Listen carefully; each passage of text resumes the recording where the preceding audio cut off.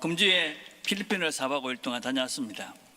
그리고 또 학교에 이렇게 선풍기, 이렇게 테레비가 필요하다. 그래서 이렇게 잘 전달하고 왔습니다. 이번 방문의 주된 목적은 무엇이었냐면, 이 동네에 계시는 그 주민 마을 이렇게 그 추장, 캡틴이라고 그러더라고요. 그분하고 직접 대화를 해보는 것이었습니다. 아이따 족속은 시족 마을입니다. 그래서 마을 일을 이렇게 논의할 때는 이 리더 되는 분하고 직접 만나는 게 예의라고 그러더라고요. 그래서 이제 남효정 선교사님이 일정을 잘 조율해 주셔서 이 학교에 가서 학교 선생님들하고 또 이 지역 리더가 되시는 분 추장하고 만나서 이야기를 오랫동안 했습니다. 이 학교는 세워진 지가 지금 6개월밖에 되지 않고 또 학교가 처음 오는 그런 아이들이 이제 이 학교 학생들입니다. 그리고 전기가 들어온 지도 6개월밖에 되지 않았습니다. 그래서 이제 텔레비전 이런 것들도 아직까지 잘 모르고 미디어를 통해서 뭔가 이제 좋은 자료들을 주면 좋은 교육을 할 수 있을 것 같아서 저희들이 이제 텔레비전을 기부하고 이렇게 왔습니다. 가서 이렇게 언어 소통은 이제 AI를 통해서 이렇게 해봤습니다. 여러분 한번 그림 보시면 제가 이렇게 핸드폰으로 얘기를 하면 그 나라 말로 바로 이렇게 번역을 해줍니다. 그분이 또 이야기를 하시면 또 우리나라 말로 제가 이렇게 듣고 아주 첨단의 것들을 한번 해봤습니다. 또 이렇게 좀 잘 안 되는 건 또 옆에 있는 선생님들이 도움을 주셔서 이렇게 보충 설명을 해줬습니다. 그 선생님들이 5분 계셨는데 그 중에 한 2분 정도는 그 아래 동네 부에노라는 지역인데 거기도 아주 산골 그런 마을인데 거기서 이제 태어나서 거기 있는 학교를 다녀가지고 거기 지금 선생님이 되신 분도 계셨습니다. 이 마을은 120가구가 있다고 합니다. 120가구가 있고 300여 명이 살고 있다고 합니다. 학교에 와야 되는 애들이 100명 정도가 되니까 아이들이 대단히 많은 그런 동네입니다. 남성들이 이제 일을 하면서 생계를 이어가는데 이 사람들이 하는 일은 근처에 바나나 비슷한 그런 농장이 있는데 그곳에 가서 이제 어쩌다 매일 일이 아니고 어쩌다 일이 있으면 가서 그 일을 해서 거기서 받는 돈이 전부 이분들의 수입이라고 합니다. 정규적으로 일을 하는 사람은 아무도 없고 그렇게 한 번씩 가서 일을 해서 이렇게 먹고 사는 것이 이분들의 수입이 전부라고 합니다. 학교 등록한 아이들은 88명인데 꾸준하게 학교에 오는 애들은 한 50명 정도 된다고 합니다. 그래서 왜 그 아이들은 나머지 한 30명 정도 안 오냐 그러니까 아버지가 농장에 일을 하러 가면 아버지하고 같이 일을 하러 간답니다.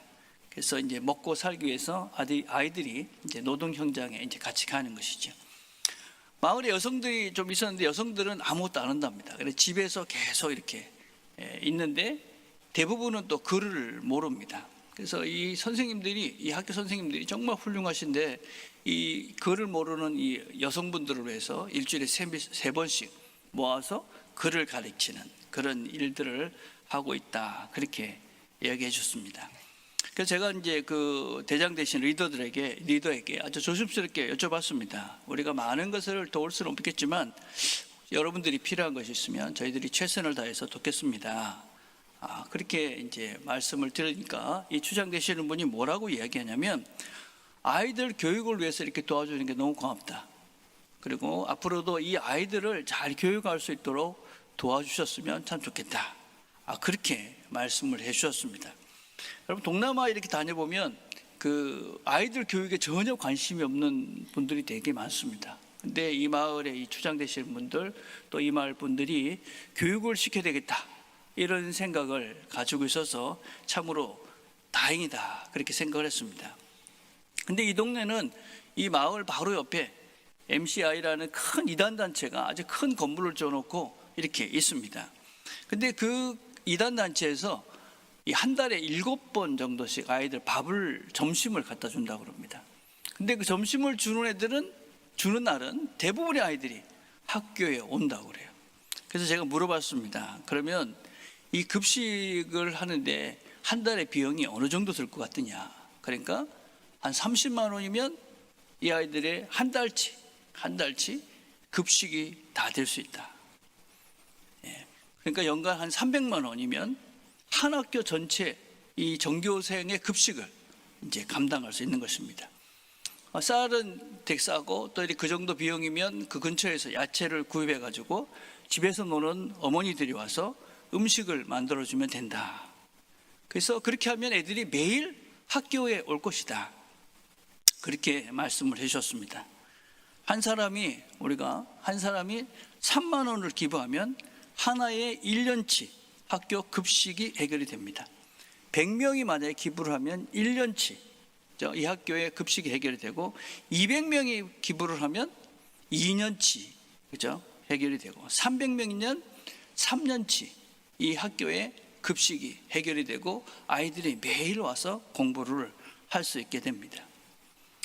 제가 이 필리핀을 이번에 방문하면서 두 가지가 참 감사했습니다. 첫 번째는 제가 지금 간 거였습니다. 사실은 뭐 갔다 온 지 얼마 안 돼서 되게 피곤하고 가야 되나 이런 마음이 있었는데 꼭 가야 될 것 같은 생각이 들었어요. 그래서 갔었는데 참 다행이다. 만약에 제가 가지 않고 내년에 갔다면 아마 한 3, 40명 되는 아이들은 학교에 오지 않고 그냥 1년의 시간을 보냈을 가능성이 많습니다. 다행히 우리가 이 프로그램을 시작하면 아이들이 올해부터 열심히 학교를 다니지 않겠나. 그러면 그 아이 중에는 반드시 분명히 삶의 새로운 변화가 시작될 것이다 라고 생각합니다. 두 번째 제가 감사한 것은 우리 공동체 모두는 이 정도의 능력이 충분하다 하는 것에 감사했습니다. 여기 계신 모든 분들은 아마 3만 원은 누구나 다 할 수 있을 거라고 생각합니다. 얼마나 감사합니까? 우리가 3만 원만 우리가 그죠? 헌금하면 한 아이의 1년치 급식을 해결해 줄 수 있다. 내가 하나의 삶을 새롭게 할 수 있는 일에 동참할 수 있다. 그래서 여러분들이 기부를 해주시면 그 한 아이가 인생이 달라지는 일을 우리가 할 수 있는 것이죠. 참 감사한 일이다. 그런 생각을 했습니다. 올해 우리가 사순절을 보내면서 가정에서 특별히 아이들과 이 의미를 나누시고 다 동참했으면 좋겠습니다. 여러분들이 외식을 한번 안 하시고 일주일에 한 끼씩 금식하시고 또 커피도 끊고 간식도 절약하고 해서 그 모은 돈으로 이 학교에 기부하는 것입니다. 그럼 자녀들에게 뭘 교육해야 되느냐? 공부 잘하는 것보다 더 중요한 것이 무엇이냐면 나눌 수 있는, 내 것을 나눌 수 있는 아이로 키우는 것입니다. 어릴 때부터 나누면서 자라는 아이는 나눌 수 있는 넉넉한 삶을 살아갑니다. 여러분, 감사한 마음으로 이 일에 동참하고, 그래서 우리 교회가 정말 한 지역, 여러분 그 지역은 정말 오지였는데 다행히 그 지역을 지나가는 큰 길이 생긴 거예요. 그래가지고 그 오지 마을이 지금 이제 막 어떤 면에서는 새로운 이제 시작을 할 수 있는 계기가 돼서 우리가 그 일을 동참할 수 있게 되었습니다.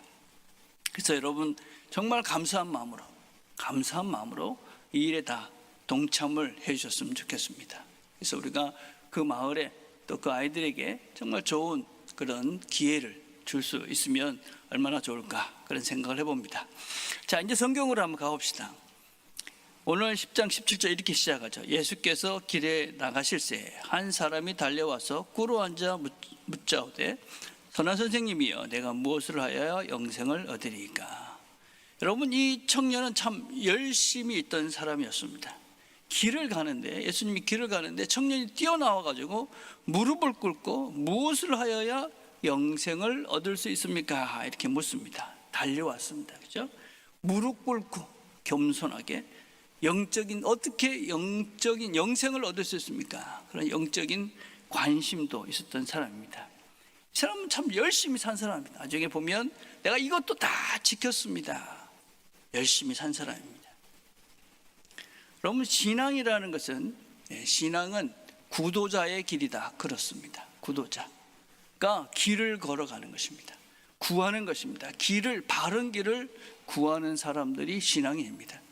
그 구한다는 것 말 자체 속에서는 우리의 노력과 우리의 실제적인 행동이 뒤따라야지만이 우리가 이 길을 걸어갈 수 있다 하는 것입니다. 여러분, 지금 한국 사회는 아주 심각한 그런 무신론적 사회, 무종교적 사회로 변화되어져 가고 있습니다. 한국 리서치 2025년 조사에 의하면 18세에서 29세, 그러니까 20대에 무종교 비율이 72%가 됩니다. 그러니까 10명 중에 지금 종교를 갖고 있는 사람이 3명이 안 된다는 거죠. 30대는 64%였습니다. 또 이 20대 중에는 40%가 넘는 사람들이 신은 존재하지 않는다, 그렇게 대답했습니다. 한국 사회는 탈종교와 탈신앙의 그런 사회로 급속하게 변화하고 있습니다. 하나님이 존재하지 않는다, 필요 없다, 그런 사회가 지금 한국 사회가 되고 있습니다. 여러분, 특별히 교회 다니는 사람들 중에도 39.5%가 명목상 그리스도인이다. 10명 중에 4명은 교회를 다니지만 실제로 그리스도인은 아니다라는 조사도 했습니다. 이 사람들은 일주일 동안 성경도 한 번도 안 보고 기도도 한 번도 하지 않고 그냥 교회만 왔다 갔다 하는 사람입니다. 이 사람들 중에는 절반이 넘는 사람들이 구원에 대한 확신도 없고, 그리고 내가 그리스도인이다 라고 단정하지도 않습니다. 내가 그리스도인이다 라고 이야기하지도 않습니다. 또 이 사람들이 교회를 다니는 이유는 무엇이냐? 마음의 평안을 얻기 위해서입니다, 그렇게 대답하고 있습니다. 한국 교회 안에 지금, 우리 교회는 아니라고 생각하지만 절반 정도 되는 사람들이 하나님을 알고 하나님을 믿기 위해서 교회 오는 것이 아니라 기능적 위로, 심리적 안정을 위해서 교회 다니고 있다. 교회는 오지만 하나님에 대한 관심도, 또 영생에 대한 관심도, 성경도 믿지 않는 사람들입니다. 이런 사람들이 신앙이 자라거나 하나님을 확신하거나 또 성숙해지고 사람이 변화될 거라고 생각하면 착각합니다. 그냥 교회만 왔다 갔다 해가지고 그냥 주일날 예배 한번 드린다고 그래서 그 사람들이 하나님 말씀으로 새로워지고 믿음이 단단해지고 죽음에 대한, 영생에 대한 확신이 생길 것이다, 오해입니다. 그렇지 않습니다. 열심을 내셔야 합니다. 특별히 지금 이 시대는 우리로 하여금 하나님이 없다라고 강력하게 이야기하고 있는 시대입니다. 이 시대는 힘이 있어야 된다, 세상에 힘이 있어야 되고 돈이 있어야 된다라고 강력하게 우리를 요청하고 우리에게 그렇게 강압하고 있는 시대가 우리가 지금 살고 있는 이 시대입니다. 그런데 우리가 하나님 말씀에, 하나님에게 집중하지 않고 그냥 실렁실렁 살았다가는 우리가 신앙인의 온전한 삶을 살아낼 수가 없습니다. 열심을 내셔야 합니다. 이 청년은 열심을 가지고 있던 청년이었습니다. 달려나와서 무릎을 꿇고 영생에 대해서 질문합니다. 그런데 이 청년의 문제는 질문의 방향이었습니다. 내가 무엇을 하여야 영생을 얻으리까? 내가 무엇을 하면 영생을 얻을 수 있는 것입니까? 그렇게 잘못 알고 있는 것입니다. 여러분, 우리 신앙의 오해가 무엇이냐면, 내가 무엇을 해야지 하나님의 사랑을 받고 내가 무엇을 해야 구원을 받을 수 있다라는 오해입니다. 교회들이 아주 잘못 가르친 것들이 있죠. 헌신, 봉사, 훈련, 이것이 구원을 위한 필요 조건이다. 인과관계처럼 오해하도록 만들었습니다. 상관관계와 인간관계를 잘 이해해야 됩니다. 얼마 전에 제가 설명을 했던 것 같아요, 그죠? 상관관계라는 것은 함께 움직이는 관계입니다. 이런 것이죠. 운동과 비만은 상관관계에 있는 것입니다. 그죠? 비만의 원인이 운동을 안 해서라고 단정할 수는 없습니다. 왜냐하면 비만의 원인은 다양하기 때문에 그렇죠. 그래서 서로 연관이 있는 것입니다. 신앙생활도 마찬가지입니다, 여러분. 우리가 기도하고 예배하고 헌신하고 금식하고 이런 모든 것들이 우리의 신앙과 연관, 구원과 깊은 연관이 있습니다. 그러나 이것이 구원을 주는 원인은 아닙니다. 우리 구원의 원인은 오직 하나, 예수 그리스도의 은혜입니다. 여러분, 이것을 잘 이해하셔야 됩니다. 그러면 예수 그리스도의 은혜니까 우리는 아무것도 안 하고 가만히 있으면 되느냐? 그렇지 않다. 우리가 하나님의 은혜를 안다라는 그 즉시 우리는 어쩔 수 없이 예배하고 기도하고 말씀 앞으로 나아갈 수밖에 없습니다. 나는 아직까지 구원의 확신이 없어. 어떻게 되느냐? 그 은혜의 자리로 나가야 여러분들이 은혜를 받고 이것이 하나님이 나를 구원해 주시는 거다라는 것을 깨달아 갈 수 있습니다. 하나님을 알게 되면 알게 됩니다. 뭘? 은혜구나. 이게 내 힘으로 된 것이 아니고 내가 아무리 노력을 해도 아무리 힘을 써도 그것이 아니라 하나님의 은혜로 된 것이구나.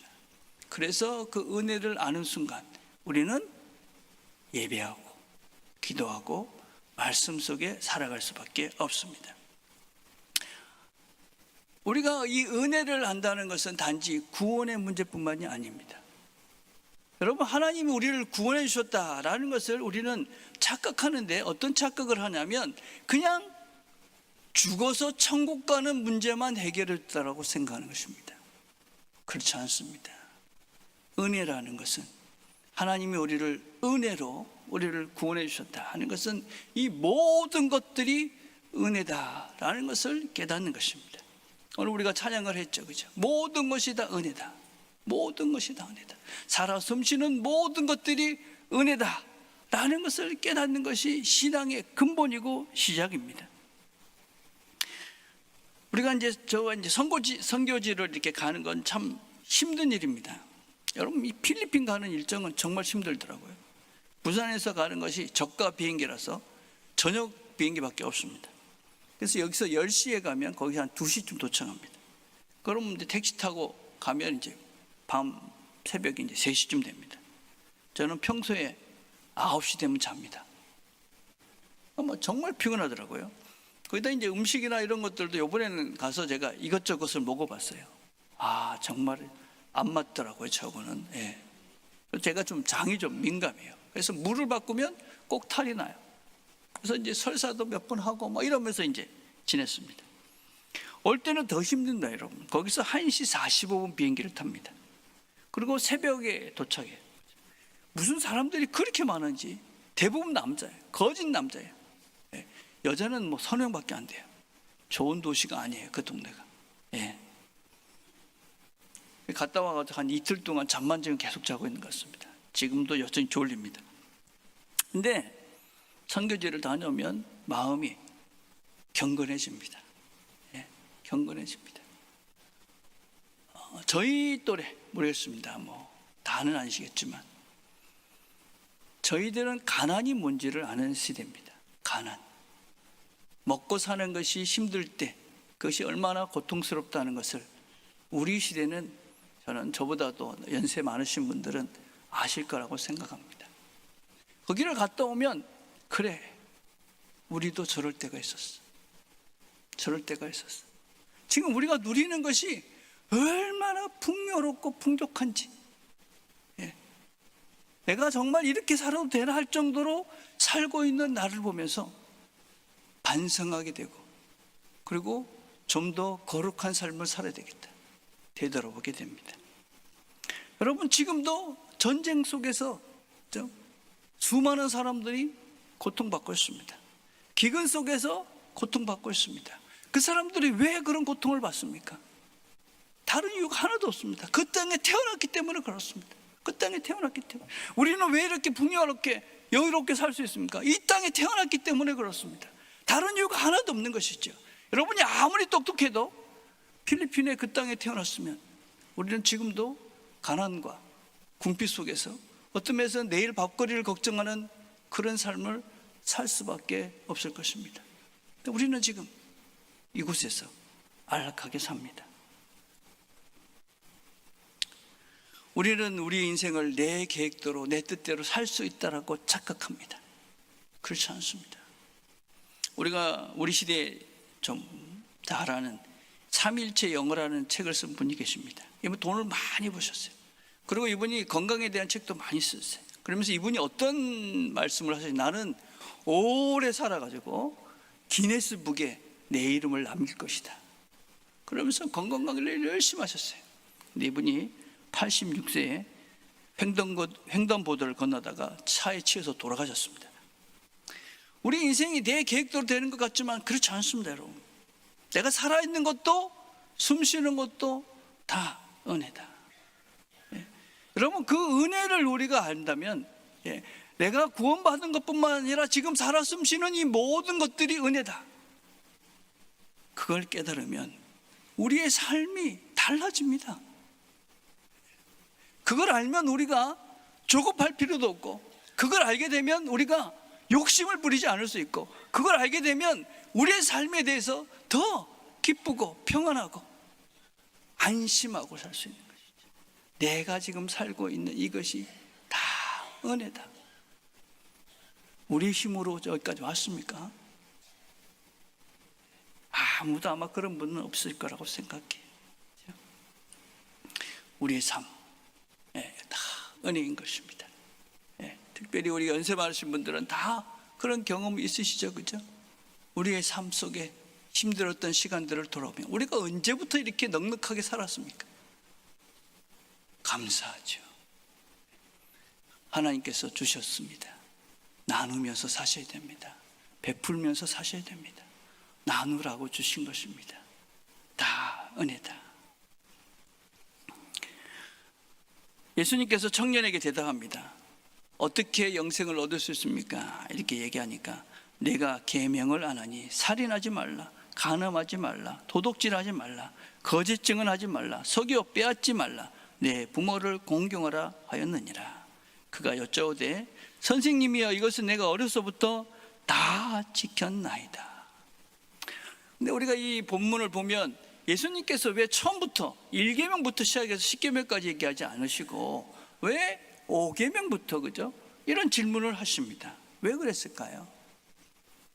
이것은 청년이 아마 스스로 잘한다고 생각한 그것을 주님께서 물으셨던 것 같습니다.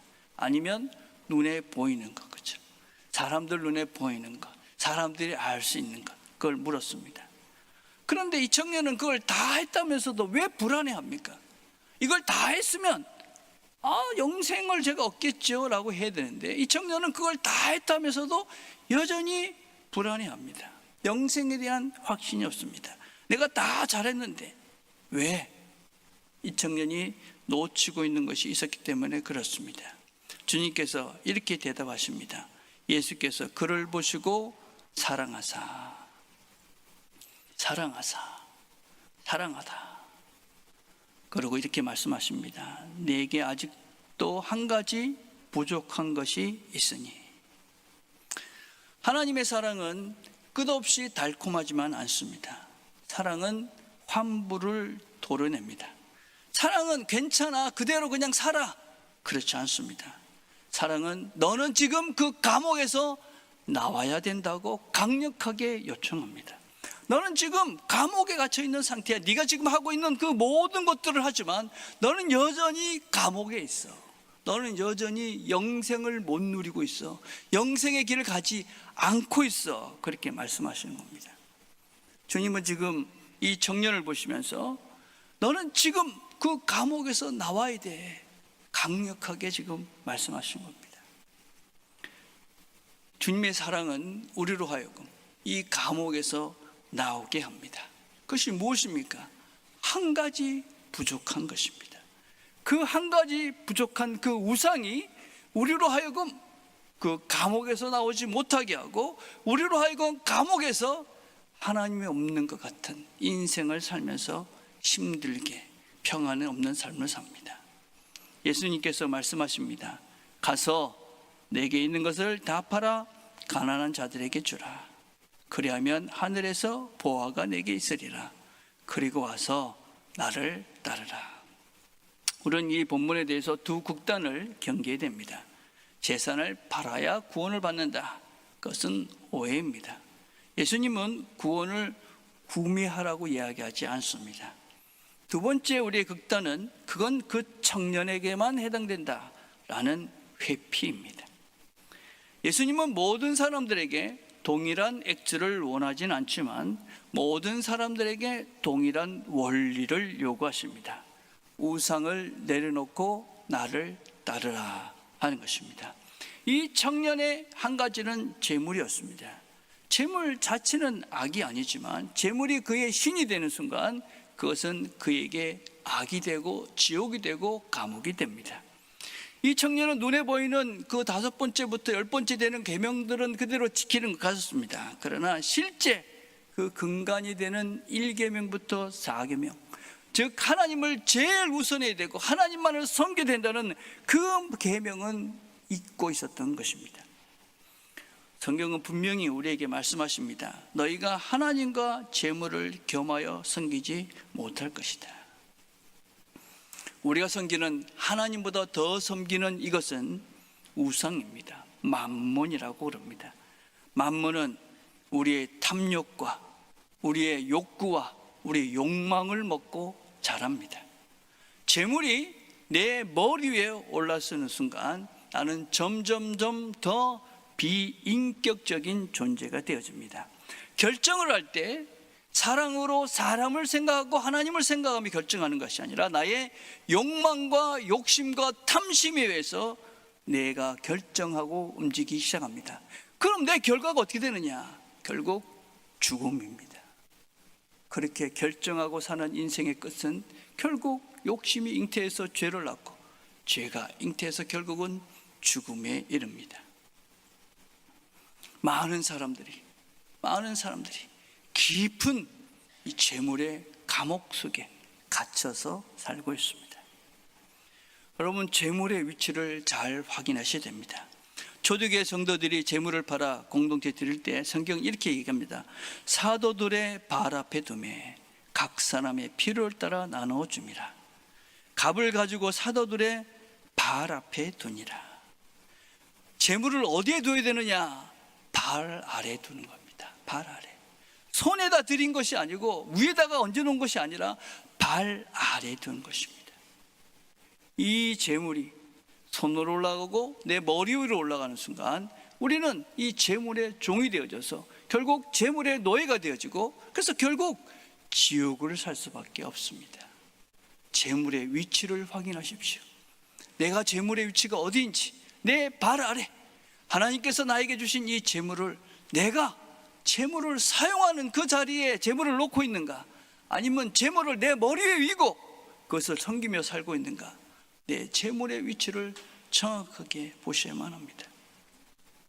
어떤 부자 성도가 이렇게 목사님께 얘기했습니다. 목사님, 저는 모든 것을 하나님께 다 드릴 준비가 됐습니다. 그래서 그 목사님이 이렇게 물어봤습니다. 그러면 집사님 통장도 다 드릴 수 있습니까? 그러니까 그 성도가 잠깐 침묵하더니 그랬답니다. 목사님, 하나님은 부자신데 그걸 왜 원하겠어요? 여러분, 부자만 아닐 것입니다. 하나님께 실제로 드려라, 그것 빼고 그것 말고 다른 거는 드리겠습니다. 우리가 이 사순절 기간을 지나면서 우리가 우리 자신들을 한번 돌아봅시다. 우리가 하나님 없이 그것만 있으면 안전하다고 믿고 있는 것은 도대체 무엇입니까? 그것이 돈일 수 있습니다. 어떤 사람은 그것이 체면일 수 있고 인정욕구일 수 있습니다. 어떤 사람은 그것이 건강일 수 있고 어떤 사람은 통제권이나 또 내가 그동안 쌓아왔던 이 모든 것들이라고 생각할 수 있습니다.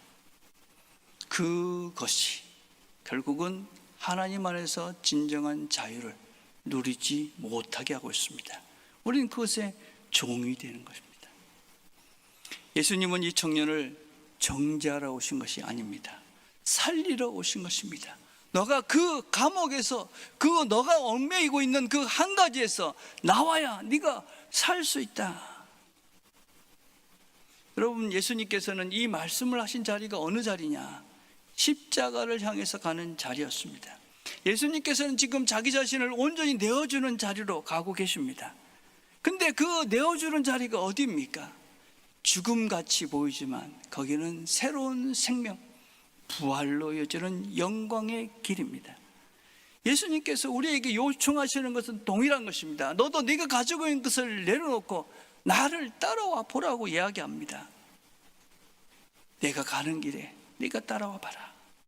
그것이 죽음같이 보이지만 거기에 생명이 있다. 진정한 자유가 있다. 진정한 생명이 있다. 영생이 있다. 그래서 우리를 보고 따라오라고, 그걸 놓고 그것을 벗어버리고 그 감옥에서 나와서 나를 따라오라고 말씀하십니다. 이 말씀을 들은 청년의 결정은 무엇입니까? 그 사람은 재물이 많은 거로 이 말씀으로 인하여 슬픈 기색을 띠고 근심하며 가니라. 쉽게 얘기하면 표정이 많이 어두워지고 계속 슬퍼하면서 갔다 이 말입니다. 계속 슬퍼하면서 근심했다. 표정이 어두워졌다. 어떤 번역은 충격을 받고 아연해지다 이렇게 번역을 하고 있습니다. 슬픔이라는 것은 그냥 한 번 끝나는 것이 아니라 계속 슬픈 것입니다. 그럼 우리는 슬픔을 실패로 나눕니다. 그러나 슬픔은 두 종류의 슬픔이 있습니다. 하나는 나 때문에 나를 가두는 슬픔이 있죠. 그러나 하나님 뜻대로 하는 슬픔이 있습니다. 하나님께 돌이키게 하는 슬픔이 있는 것이죠. 그래서 애통하는 자가 복이 있는 것입니다. 여러분, 지금 이 청년은 갈림길에 서 있습니다. 예수님의 사랑을 받았습니다. 그리고 예수님의 말씀에 심장이 찔렸습니다. 여러분, 이 장면은, 이 슬픔은 적어도 한 가지를 증명하고 있습니다. 그의 마음은 돌처럼 굳어지지 않았다 하는 것입니다. 말씀을 안 듣는 사람은 굳어지지도 슬퍼하지도 않습니다. 아무런 자격도 없는 것이, 여기 앉아 계신 분 중에 말씀을 다 듣지만 별 감흥도 없고 도전도 없고 그냥 또 듣고 지나가는 사람도 계실 것입니다. 덤덤한 것이죠. 슬퍼할 필요도 없는 것이죠. 말씀이 자기를 찌르지 않았고 하나님 말씀을 듣지 않았기 때문에 그렇습니다. 덤덤한 것이죠. 이 청년은 변했습니다. 여러분, 마음속에 찔림이 있고 내가 이렇게 살면 안 된다, 목사님이 꼭 나한테 하는 소리 같아, 하나님이 여러분에게 말씀하시는 것입니다. 찔리셔야 됩니다. 우리 모두는 내가 짊어지고 있는 우상이 있고 그것 때문에 하나님보다 더 그것을 우선하고 믿고 살고 있는 우리의 현실을 우리는 다 알고 있기에 우리 모두는 이 말씀에 찔림을 받으셔야 됩니다. 슬퍼하셔야 됩니다. 내가 지금 하나님 아닌 다른 것을 붙잡고 있구나, 아파하셔야 됩니다. 그 슬픔은 정죄가 아닙니다. 그 슬픔은 나를 진단하는 나의 실제입니다. 아파하십시오. 내가 지금 하나님보다도 다른 것 때문에 슬퍼하고, 다른 것 때문에 아파하고, 다른 것 때문에 고민하고, 다른 것 때문에 잠 못 자고 있다면 내가 지금 무엇을 섬기고 있는가? 아프시다면 영혼의 신경이 살아있다는 증거입니다.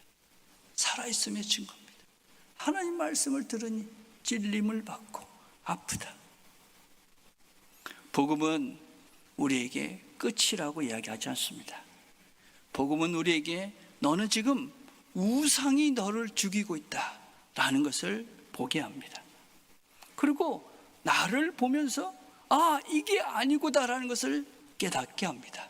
그리고 그것을 내려놓으라고 견책합니다. 내려놓기 싫기 때문에, 내가 좋아 보이는 그것 때문에 슬픔이 생기고 갈등이 생깁니다. 그 슬픔과 갈등은 파괴가 아니라 해방을 위한 고통입니다. 하나님 말씀을 들었습니다. 우리가 아파하는 것이 당연한 것입니다. 그러나 우리는 여전히 아파하면서 계속 살 수는 없습니다. 오늘 우리가 읽은 이 성경은 다음 이야기를 이어가지 않습니다. 그리고 슬퍼하며 계속 갔다 끝나고 있죠. 지금 우리에게 묻고 있는 것입니다. 너는 어떤 결정을 하고 싶으냐? 너는 어떤 결정을 하고 싶으냐? 여러분들은 지금 어떤 마음으로 이 자리를 떠나게 될 것 같습니까? 내가 의지하는 것들을 내려놓고 예수를 따르는 자리로 내 길을 옮기겠습니까? 아니면 계속 슬픈 마음으로, 무거운 마음으로, 그런 마음을 가지고 이 자리를 떠나겠습니까? 하나님의 말씀이 우리를 아프게 할 때 그 아픔은 사랑의 잘못된 증거가 아닙니다. 하나님의 사랑이 정확하게 우리의 환부를 만졌다는 증거입니다. 그 하나님의 만짐 앞에 우리가 감사함으로 응답하시고 우리의 실제 의지했던 것들을 내려놓고 하나님을 의지하기로 새롭게 결단하시고 이 자리를 떠나가시는 저와 여러분 되기를 간절히 바라겠습니다.